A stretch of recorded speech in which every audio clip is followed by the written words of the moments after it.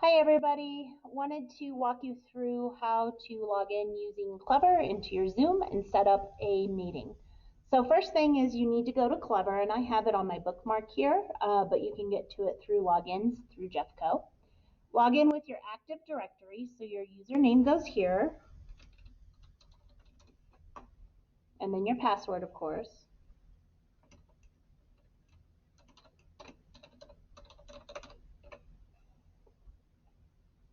And then when you are here, make sure that you log in as a teacher, because if you do the staff, it's not going to pop up correctly for you with your classes. So once you're there, you're going to scroll down a little bit and you will find your Zoom teacher and staff. Go ahead and click on that. So now everything that you're going to do is going to be through this side of Zoom. So we're going to talk about, here's your profile with some basic information with your ID. If you need to do a quick meeting, you can do that from here by scheduling a meeting. But let's talk about settings first. So for settings, go down to, what is it, 1, 2, 3, 4, fifth one down is settings, okay? And you have meeting, you have recording, and you have telephone. So under meetings, there's a couple really important things that you're gonna wanna note. So when thinking about settings, there's gonna be some major groups. So the first one is the security. A lot of this is locked by the administration and is pretty nice, so you don't have to really think about it. The one thing that isn't locked is our waiting room. So the waiting room is really nice feature. Kids click on it or click on the link and it puts them in a waiting room, which you can design a message specifically to present to each student or to the waiting room itself. And that's a customized waiting room. And so you can see here, I put my little bit emoji. You can put your meeting topic. So since this is for all my classes, I didn't put the name of the class, but if you only teach one class, that would be a great opportunity. And I put some expectations and norms. And so the students see this when they are logging in. And then you can do some edit options here as well, but definitely click this on because it's going to help you monitor and then accept students in to make sure that you just know who's coming in. Sometimes I use it to help me take attendance. So then you'll notice these are all locked by our admin. You can do embedded passcode in the invite link for a one-click join. This is really nice because I know some kids have been going, well, what's the passcode? This way you don't have to worry about it. It's embedded in the link. So I have that set. Only authenticated users can join the meeting. That's if you push this, that's going to make them have a passcode, and so it's almost better to just not have that set because admin has all of this information set so that they have to use Clever. And then only authenticated users can join the meeting from for web clients. So just that's part of them being authenticated through Clever. So then those are the basics on security, the major one being the waiting room. So scheduling a meeting. I always have my video on automatic to start for class, but you could turn that off if you wanted. You can also automatically have video turn on for students as well. Your audio type is telephone and computer audio. Just set that as your basic. The personal ID meeting ID, that's nice if you want to just make a real quick meeting room. And then I have mute participants upon entry. That way the kids don't have to think about it and they're already muted when they're coming in. And then I have upcoming meeting reminder on, and that's helpful when you go in and you set up the meetings specifically to start on each day for the classes, and it should be sending a reminder for the students. So in meeting basics, there's a couple important things in meeting basics that I'm going to go over. One of them is the chat. So it's the nice part about Zoom is chatting in Zoom will not mean that every student can only talk to every student. So you could turn it on so that they could talk one-on-one. I don't have that setting set. So I don't have private chat, but I do have the opportunity for the participants to send a message visible to all participants and then also to myself. So I also have them prevented from just saving all of that. If they need it, they can contact me, and then I have access to that because Zoom will save automatically and submit to us. So then we have our sound notification. This is a new tool. Well, it's new for me. I just turned it on and I'm loving it. So the sound notification, when everyone is entering, okay, it will play a sound. So it'll be like ding, and that'll tell me that someone's in the waiting room and I need to let them in. That's been awesome, especially for office hours. So I don't have to completely have the thing up in front of me at all times going, okay, is somebody there? Is somebody there? It'll ding at me. So make sure you turn that on so that you can hear that visual clue. File transfer, I do have this turned on. That allows me to send them a file if I need to. I haven't really used it a lot, but I have it on. I do have the feedback on there, so if I need to send some feedback to Zoom, I can. That one is, I set recently to be random so that the kids are giving feedback and I'm giving feedback. I do have it on here for a co-host and that they would have the same meeting controls as me, so I can elect a co-host. Now, these tools, a couple of these tools that I'm going to talk about here are only available if they're on desktops. So it's not super important. Like the polling aspect has not, right now it can't be used on their Chromebooks, but I do have it on. Always show meeting control bar. I have that on. That helps the students that the control bar will be at the bottom of their meeting. Show the Zoom window during the screen sharing. That's nice, especially when you're presenting. It'll at least keep the Zoom window open and you can see different kids or you can see yourself. Allow the host and participants to share their screen content during meetings. This one's important. So allowing the host and participants to share. Yes, there are times we want our participants to share, but we don't want them to share all the time, okay? So click host only. Now, when we get into the tutorial on the inside of Zoom when you're in a meeting and what you can do, I'll show you how to actually physically turn it on so that participants can share. And so a lot of the times I've had this happen, like I think in RAM time, I'm like, I need to check something. Could somebody share their screen? I have had an opportunity to walk a couple kids through accessing materials or doing some important things like that. Or how to run a lab. Lots of great ways that you would want to be able to see their screen, but you can turn it on and turn it off. And that's on the inside of the actual Zoom itself. But for your purposes, you want to be able to share. And then annotations. This is another one that you want to click on and make sure you have it. And then I also have click saving them. That way they're saved in the meeting that gets saved, the video and everything.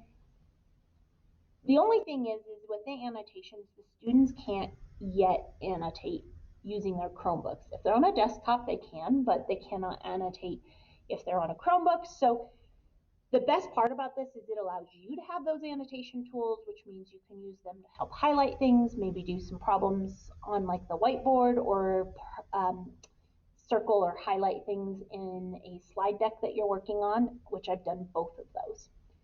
The whiteboard setting is only something that you can do from a desktop. So that one allows the participants to share the whiteboard or yourself and allow saving of the whiteboard content in a PDF, but it also will save into the actual Zoom recording. And then a couple of these are just automatically flipped for you anyway. Meeting reactions. These are kind of cool. Some of the students know how to do them. Some of them don't. Some of them, if they're on their Chromebooks, they actually have to go over to the participants and then they'll see some of these reactions like a thumbs up or the emoji that they're happy. And if they're on a desktop, it's more accessible. So I don't use them a ton, but they are there for you if you would like to look at them. Now, I just switched this one on. I've had a couple students who pop in and for some reason they're popping in as the word no or just the letter W. And I think it's when they originally signed into their Clever, they were probably thinking, I got to do this fast and didn't put their whole name in there, and now it's stuck that way. So what I do is if I don't, I'll let them in, and if I can't get them to respond to me, I'll kick them out, and then they can't rejoin. So now I have it so that they are allowed to rejoin, but then I can choose whether to allow them back in because they still have to go to the waiting room. I have allowing themselves to rename turned off. The reason being is I don't want the kids playing with it unless I specifically need them to do it. So for instance, those kids that come in as a W or no or whatever, I'll tell them, hey, I've opened it up. You can change your name now. And most of the kids don't realize I've done that for every kid, and only that one kid now knows it because I don't really specifically say everybody can do it. So that helps. And then also makes it easier for me to know who's talking and when. All right, now to our meeting advanced. There are a couple of really important things in here that you're going to want to know. And the first one is your breakout room. This is the awesome part of Zoom. Your breakout rooms are really easy to create.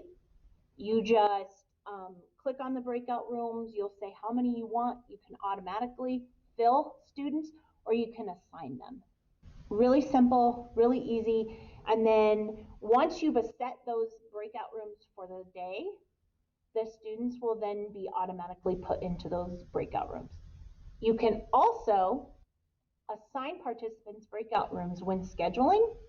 So if you already know what you want groups to look like, or let's say you only want to set up Zooms for the next 5 classes of a unit where the groups are going to stay the same, then you can already have these pre-assigned and not have to do some of that footwork when you get into your Zoom each day.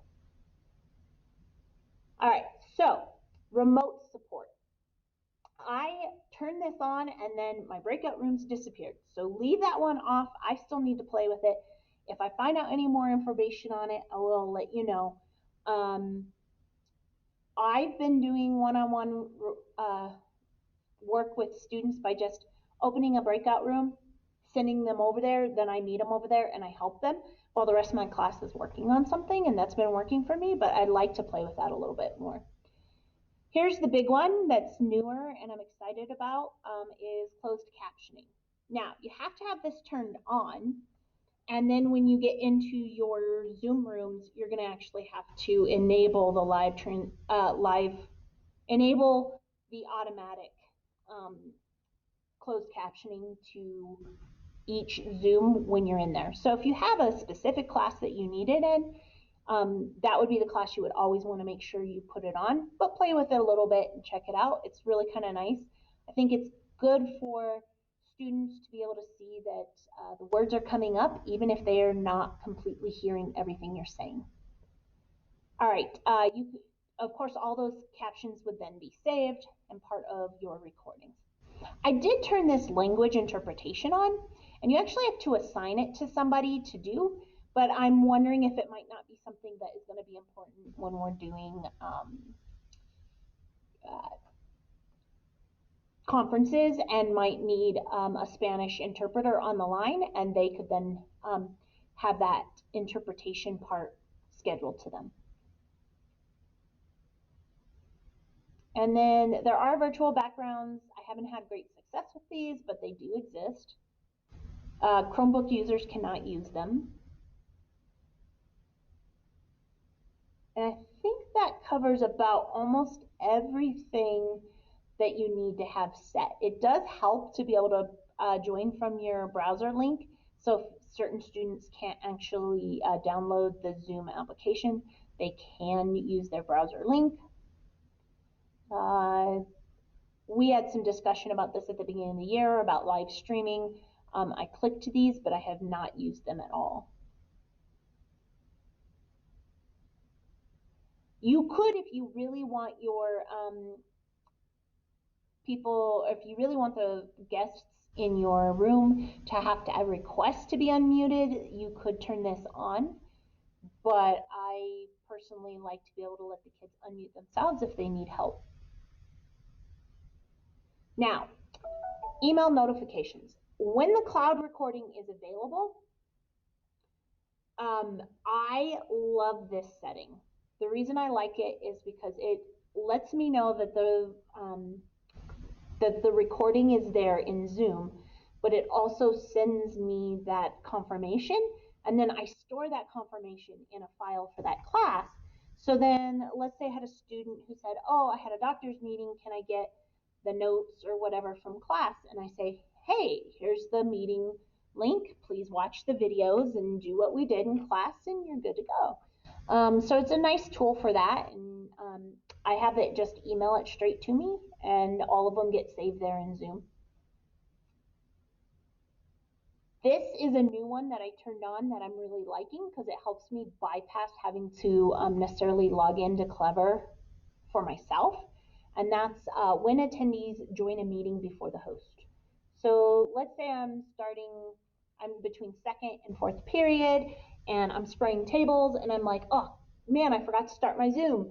If I come over, most of us all have our email up. So when I look at my email, it's already sent me that Johnny is sitting in the waiting room. Well, it gives me a little click link that I can then straight up open the window from right there.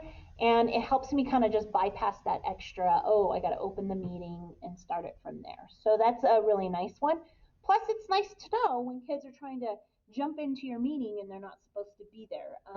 Or if you're running office hours using Zoom, uh, it'll email you so you know someone's waiting in the waiting room, and then you don't have to have it up the entire time. You could close it, then jump back, open it back up only when attendees are trying to actually get into your office hours. And those are the major things for settings. So I hope this helps you in getting set up for the settings part. Tune in to my next my next Screencastify, which will talk about how to actually schedule a meeting.